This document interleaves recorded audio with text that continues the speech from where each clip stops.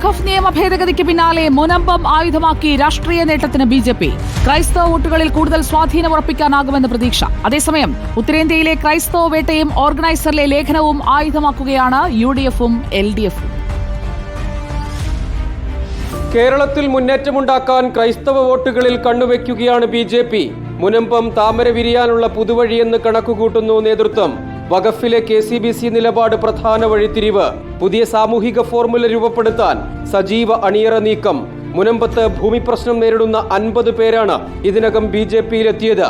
15-ന് കേന്ദ്രമന്ത്രിമാരെ അണിനിരത്തി മുനമ്പത്ത് നന്ദി മോദി പരിപാടി സംഘടിപ്പിക്കും. സമരസമിതിയെയും പരിപാടിക്കെത്തിക്കും. കേന്ദ്ര സർക്കാരും ബി.ജെ.പിയും ചേർത്തുപിടിച്ചെന്ന വികാരത്തിലാണ് സമരസമിതിയുടെ ഭാഗമായവർ. സത്യത്തിൽ വഖഫ് നിയമ ഭേദഗതി ബിൽ മുനമ്പത്തിന് വേണ്ടിയല്ല അവർ ചെയ്തത്, രാജ്യത്തിന് വേണ്ടിയാണ് ചെയ്തത്. ആ നന്മയിലൂടെ മുനമ്പം രക്ഷപ്പെടുമെന്ന് ഞങ്ങൾ വിശ്വസിക്കുന്നു. ന്യൂനപക്ഷ വോട്ടുകളിൽ വിള്ളലുണ്ടാക്കി മധ്യ കേരളത്തിൽ മുന്നേറ്റത്തിന് പ്രധാന ശ്രമം. തൃശൂർ മോഡൽ പരമാവധി ഇടങ്ങളിൽ പയറ്റും. ക്രൈസ്തവ നേതാക്കൾക്ക് കൂടുതൽ പരിഗണന. സഭകളുമായി പുതിയ നയതന്ത്രം. എതിരാളികളെ പൂട്ടാൻ കേന്ദ്ര ഏജൻസികൾ സജീവമാകുന്നതും യാദൃശ്ചികമല്ല. എന്നാൽ സഭകളുടെ ആസ്തി സംബന്ധിച്ച ഓർഗനൈസർ ലേഖനം കോൺഗ്രസും ഇടതുപക്ഷവും ആയുധമാക്കുന്നു. ഉത്തരേന്ത്യയിൽ ക്രൈസ്തവ വേട്ടയെന്ന പരാതിയും എതിരാളികൾ ചർച്ചയാക്കുന്ന ചർച്ച് ബിൽ സാധ്യതയും ബി.ജെ.പിയെ പ്രതിരോധത്തിലാക്കുന്നുമുണ്ട്. റിപ്പോർട്ടർ, കൊച്ചി.